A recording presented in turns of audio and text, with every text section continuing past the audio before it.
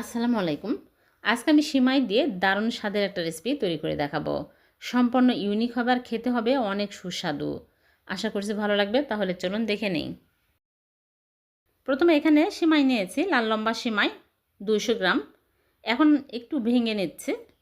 তারপরে আমি আগে থেকে চুলায় একটা প্যানে পরিমাণ মতো পানি দিয়ে পানি ফুটে নিয়েছি। ফুটন্ত পানির মধ্যে সিমাইগুলো দিয়ে দিচ্ছি, দিয়ে নেড়েচেড়ে সিদ্ধ করে নিব। সিমাই সিদ্ধ হতে বেশি সময় লাগে না, খুব কম সময়ে সিদ্ধ হয়ে যায়, একদম গলিয়ে ফেলা যাবে না। সিদ্ধ হয়ে গেলে আমি চুলা থেকে নামিয়ে একটা ছাঁকনিতে ঢেলে ভালো করে পানি ঝরিয়ে ঠান্ডা করে নিব। ঠান্ডা হয়ে গেলে একটা প্লেটের মধ্যে নিয়ে নিচ্ছে। তারপর এর মধ্যে একটা ডিমের কুসুম দিয়ে দিচ্ছি, শুধু কুসুম দিতে হবে, সাদা অংশ বাদ দিতে হবে।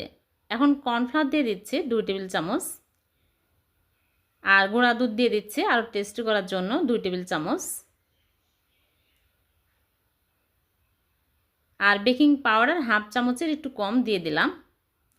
এখন ভালো করে মাখিয়ে নিব। এখানে এলাচি গুঁড়া সামান্য পরিমাণে দিয়েছি, স্কিপ হয়ে গেছে সুন্দর ফ্লেভারের জন্য।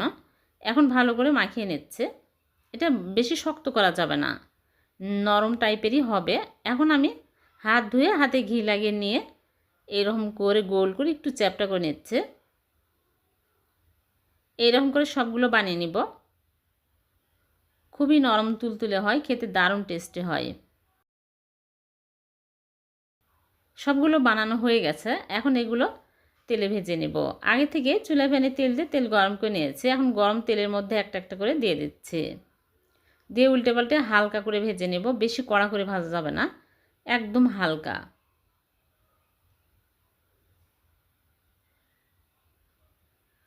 এরকম কালার হলেই তুলে নিতে হবে। হয়ে গেছে ভাজা, এখন আমি তুলে নিচ্ছি। অনেক সুন্দর কালার আসছে আর ফুলেও আছে, ফুলে বড় বড় হয়ে গেছে।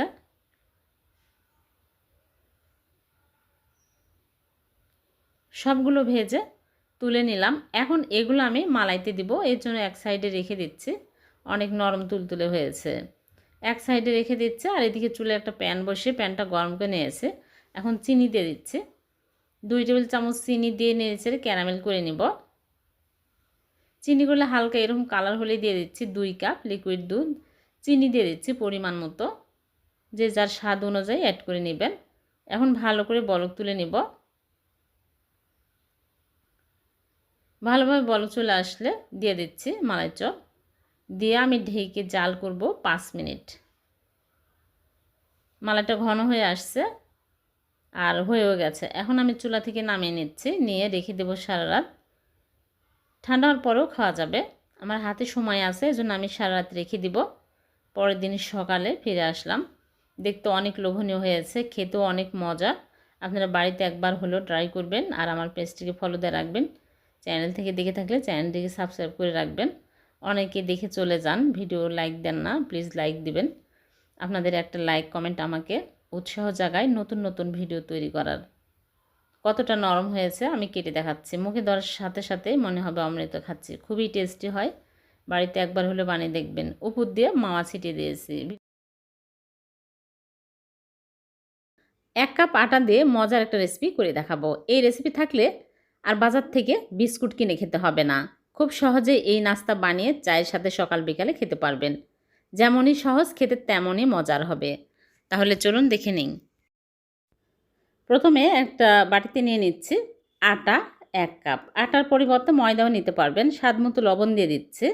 আর এখানে নিয়েছি কালো জিরা হাফ চামচ, আর জিরা নিয়েছি হাফ চামচ, আর বেকিং সোডা নিয়েছি 1 চিমটি। সাদা তিল দিয়ে দিচ্ছি 1 চামচ, আর চিনি ব্লেন্ডারে গুঁড়া করে নিয়েছি 3 টেবিল চামচ দিয়ে দিচ্ছি। আর ঘি দিয়ে দিচ্ছি 1 টেবিল চামচ। ঘির পরিবর্তে তেলও দেওয়া যাবে, ঘি দিলে বেশি খেতে ভালো লাগবে। এখন আমি ভালো করে ঘষে ঘষে মিক্স করে নিব। এখানে কিন্তু বেকিং পাউডার সামান্য পরিমাণে দিতে হবে। আমি 1/4 টিস্পুনেরও অর্ধেক দিয়েছি। এখন নর্মাল পানি অল্প অল্প করে নিয়ে ভালো করে মেখে নেব। এটাটা কিন্তু বেশি নরম করা যাবে না, একটু শক্ত টাইপেরই হবে। 1 কাপ আটা দিয়ে কিন্তু অনেকগুলো হবে, আপনারা চাইলে আরও বেশিও নিতে পারবেন। বেশি করে বানিয়ে রেখে দিবেন, অনেক দিন পর্যন্ত স্টোর করে খেতে পারবেন। ঢেকে রেখে দিলাম 5 মিনিট। 5 মিনিট ঢেকে রেখেছিলাম। এখন আমি একটু মথে তারপরে ফ্রিতে নিয়ে নিচ্ছি। ফ্রিতে নিয়ে বেলুন দিয়ে বেলে নেব। বেশি পাতলা হবে না, মোটা করে বেলে নেব। বেশি বড়ও করব না। এইরকম করে বেলে তারপরে আমি একটা নাইফ দিয়ে এইরকম করে কেটে নিচ্ছি। তারপর একটার উপর একটা দিয়ে চেপে চেপে বেলুন দিয়ে আবারও বেলে নেব। এইরকম করে আমি 3 বার বেলে নেব। যতবার বেলা হবে ততই লেয়ার হবে আর খাস্তা হবে, খেতে ভালো লাগবে। আবারও এরকম করে নিচ্ছে, নিয়ে চেপে চেপে বেলে নেব।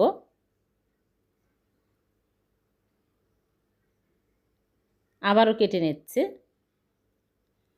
বেশি সময় লাগে না, খুবই তাড়াতাড়ি হয়ে যায় আর বেশি উপকরণও লাগে না। হাতের কাছেই সব সময় থাকে এই উপকরণগুলো দিয়ে বেশি করে বানিয়ে এয়ারটাইট বক্সে রেখে দিবেন। সকাল বিকালে চায়ের সাথে খেতে পারবেন। চিনি ছাড়াও কিন্তু বানানো যাবে। যাদের ডায়াবেটিস আছে তারা চাইলে চিনি ছাড়া বানিয়ে বেশি করে রেখে দিবেন।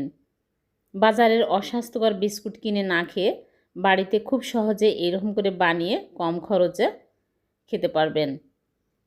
তেলের মধ্যে দিয়ে আমি উল্টে পাল্টে ভেজে নেব। বেশি হাই হিটে কিন্তু ভাজা যাবে না। লো আঁচে রেখে উল্টে পাল্টে একটু সময় নিয়ে ভালো করে ভেজে নেবেন, তাহলে ভিতর পর্যন্ত মুচমুচে হবে। আর ভালোভাবে ভাজা হলে সেই জিনিসগুলো অনেক দিন পর্যন্ত স্টোর করে রাখা যায়। দেখুন এইরকম হলেই তুলে নিচ্ছি। ফুলে কিন্তু বড় বড় হয়ে গেছে।